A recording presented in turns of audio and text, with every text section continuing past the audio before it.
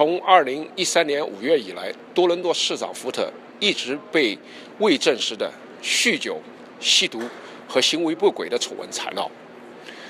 虽然一直否认自己吸毒，但2013年11月初，在媒体的前堵后追，警方将公布已经收集到的关于福特市长吸毒的录像与毒贩有关的材料情况下，福特出人意料地承认自己在过去2年中吸过毒，并坚称自己已经和盘托出，没有任何隐藏的东西。与此同时，这个被称为乌鸦嘴的福特市长成了全世界知名的瘾君子市长。最近的民调显示，福特市长不仅没有被丑闻打倒，尤其是在多伦多冰雹以后，他的支持率反而从42%涨到47%。从数字分析来看，如果明天进行市长大选，福特市长将连任多伦多市长。Mr. Mayor, thank you for your time. You're welcome. And the first thing we want to ask is,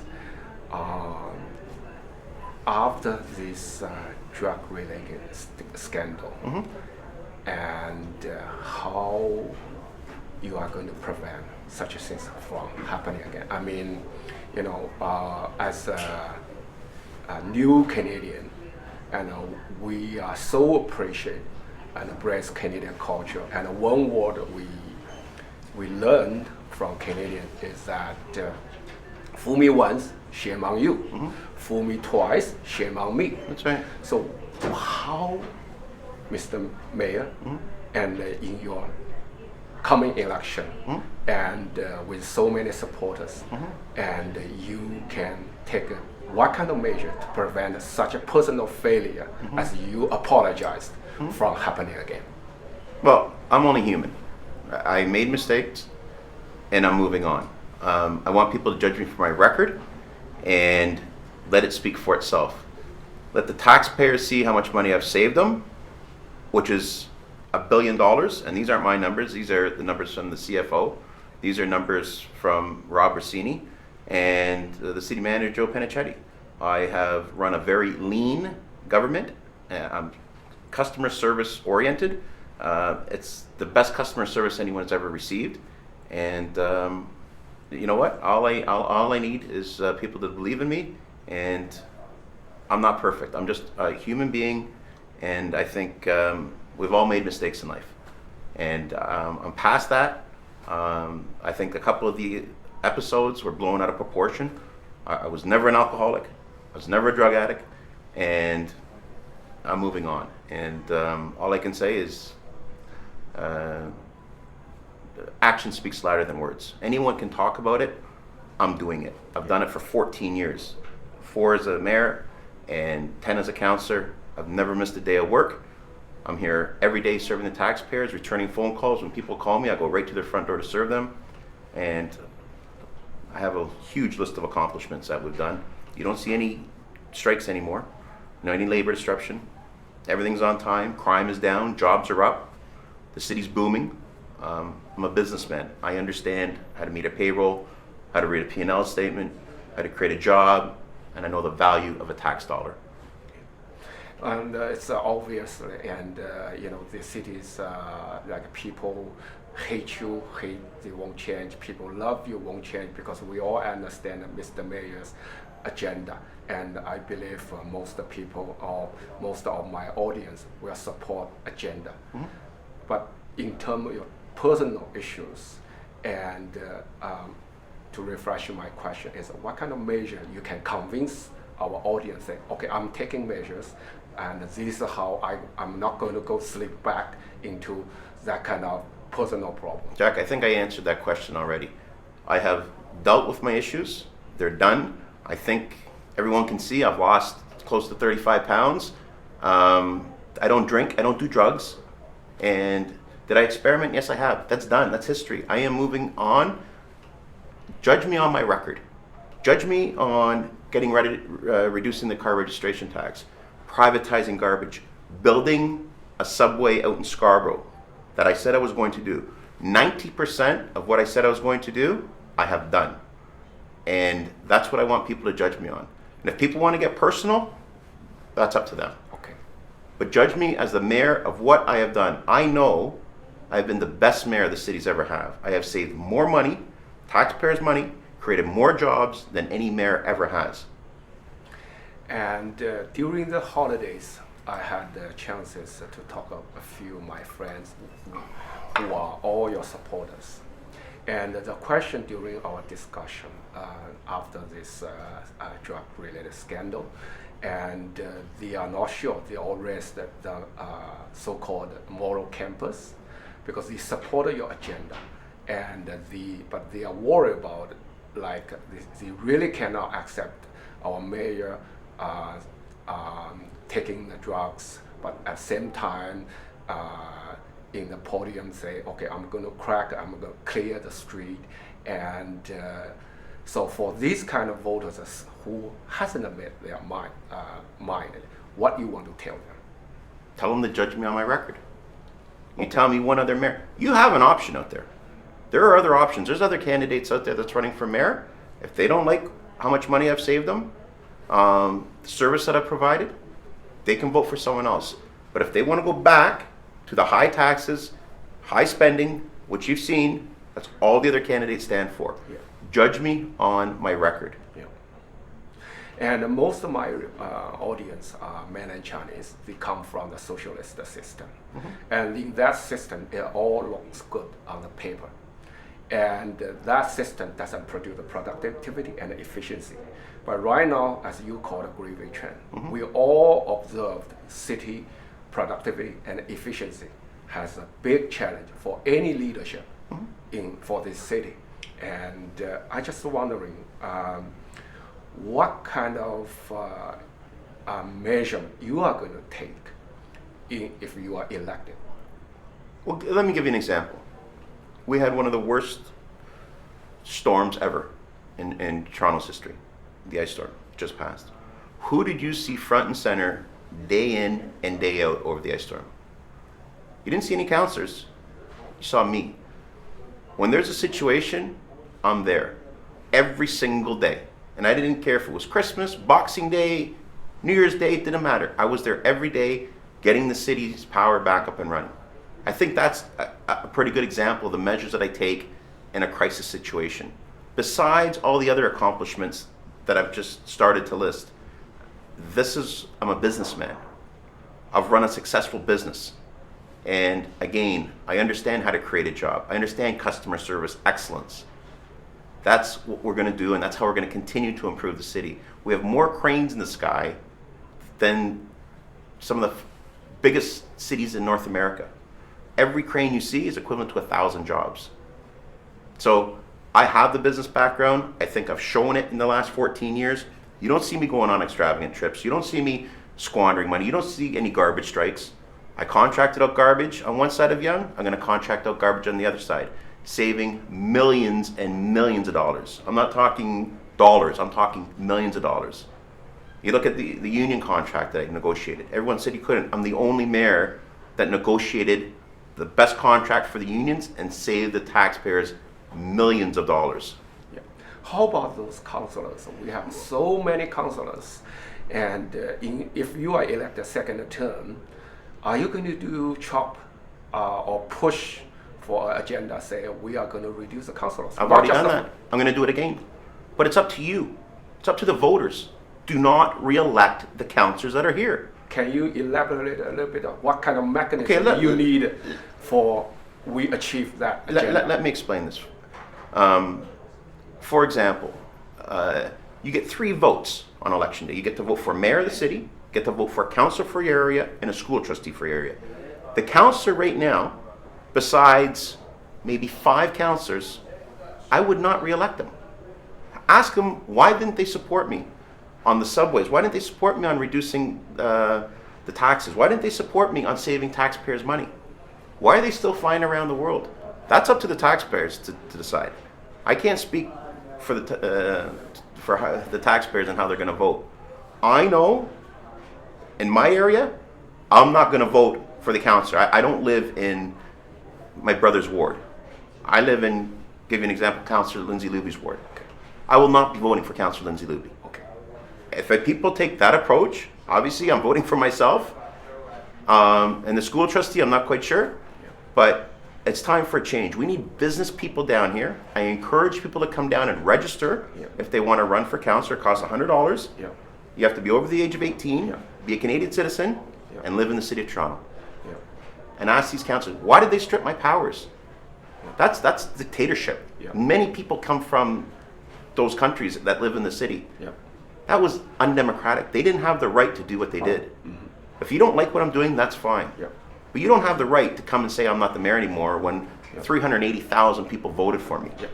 So they totally disregarded what the people said. Yeah. So I want to repeat this question again. So in terms have councillors, do you have any power to push the agenda? Let's say take half of the... I want to go down to 22 councillors. Yeah. In Toronto right now, we have 22 MPs, Yeah. federal representatives. Yeah. We have 22 MPPs, Yeah. provincial representatives. Yeah. Why do we have 44 councillors? Yeah. We don't need 44 councillors. Let's have 22 councillors. Who makes the decision? I Queen's made no. Queen's Park under the Toronto Act gave me the power to reduce the council, but I need the councillors to vote for it. We moved the motion already to try to reduce council from 44 to 22, and I think we only got 10 votes. Okay. Fair enough. We need people that want to reduce council to 22. And I think the federal government's adding 3 more seats in our area. So let's say 25 councillors. Yeah. And another thing is we're talking about, or also I believe it will be the Toronto elections issue is public transit. Absolutely. And we are the small business. We have a first experience about how the traffic chop our productivity and efficiency, not mentioning the environmental issues. If you are elected, what you are going to do in terms of improve the public? I understand with Toronto City alone, we are not going to achieve the goal because we need a big money. Right. But how hard you are going to push, or you can have city councillors go along with you to achieve, to change, to improve our traffic problem. Subways. We have to build subways. If you're going to put LRTs down the middle of the street like they did in St. Clair, or fancy streetcars, that's not going to be a solution for traffic congestion. We must build subways. I said I was going to build a subway. We're building a subway. The next one I want to do is the Shepherd Line over to Scarborough Town Centre. The next one, the Finch Line. Then the Downtown Relief Line. We must build subways. I've never wavered from that. They said that we couldn't do it. We've done it. They said the province wouldn't fund it. The province has. They said the federal government wouldn't get involved. I got the federal government involved. Once you build the subways, the development will come. We'll get people out of the cars, hopefully, to take. But right now, streetcars and what's on St. Clair is a complete disaster. Okay? We can get more buses on the road, and we must build subways. The next question I want to ask is jobs. And the most recently, we got the job about Toronto is 10.1% unemployment. And the national average is 7.2%. And there is a lot of factors involved, not just the municipal level in terms of creating jobs. Right. But as a mayor, we want to know what kind of steps you want to create more jobs. We already see the condo building goes down, and even we have hundreds of cranes over there, but we understand it may approach end of the game.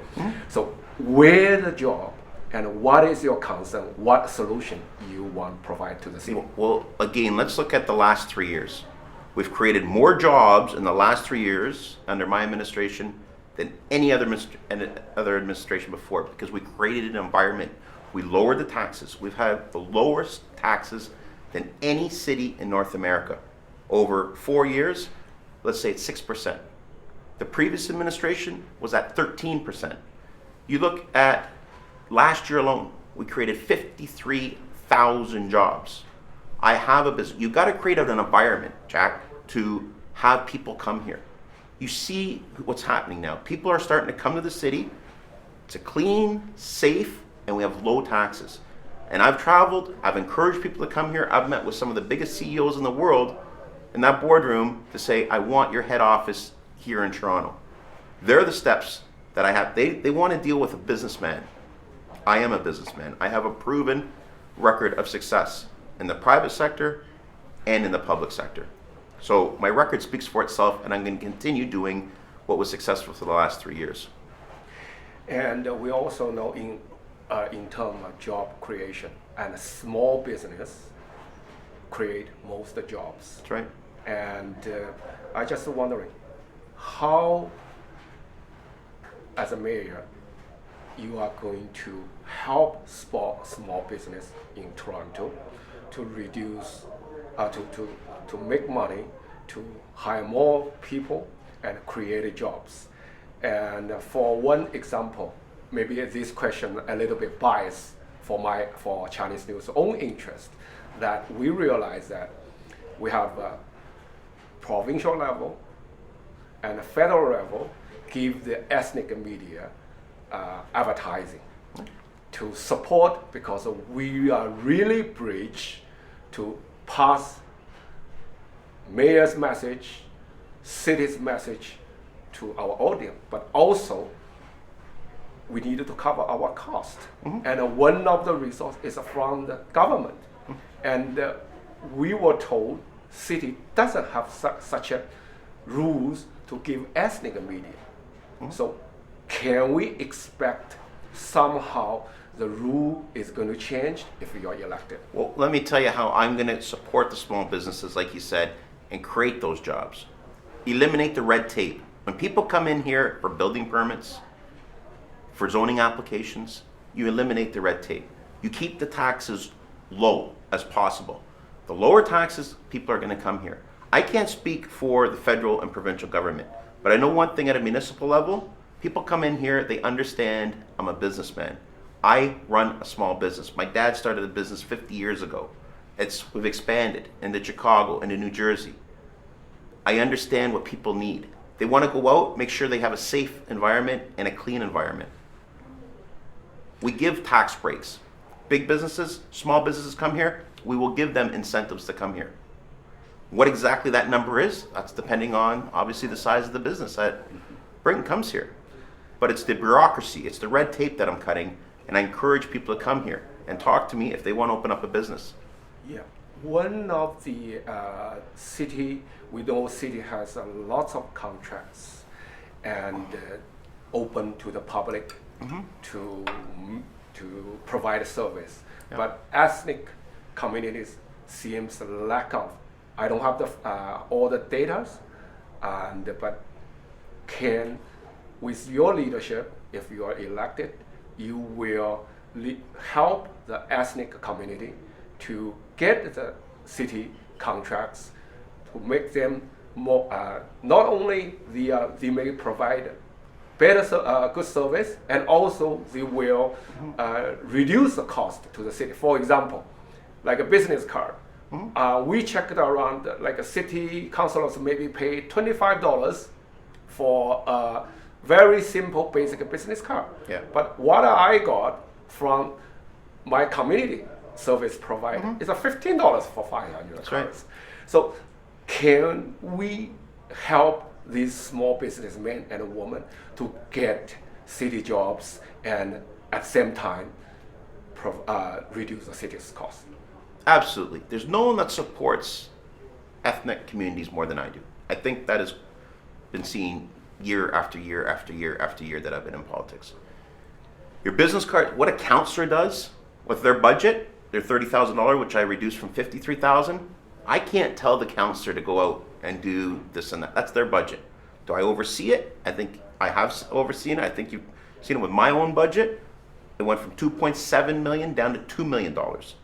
And then council reduced it to $800,000. To encourage people to come here, I am open to anyone is allowed to bid on a city job. So, example, for business cards or for whatever, let's simplify things here. for painting, for putting carpets down. The door is open. If people want to come and get on the list, you can come and bid on every single job. They can contact my office, and I will guarantee they will go through the proper steps. I treat everybody on a level playing field. Everyone has the same chance with me. You don't see any lobbyists, any consultants, no scandals here in this office. Everybody has a fair chance. I go at the lowest price, and that's the bottom line. So regardless, ethnic media or ethnic community, you are more than welcome to come in here and bid on the jobs. Great. I guess that's all my question. Do you have anything I haven't raised or answer, or you want to address to the audience? No, I just want to wish the Asian community a happy new year. I understand it's the year of the horse, and I look forward to going out and celebrating with the Asian community, and gung ho fat choi. Thank you, sir. No problem at all. Thank you. Thank you.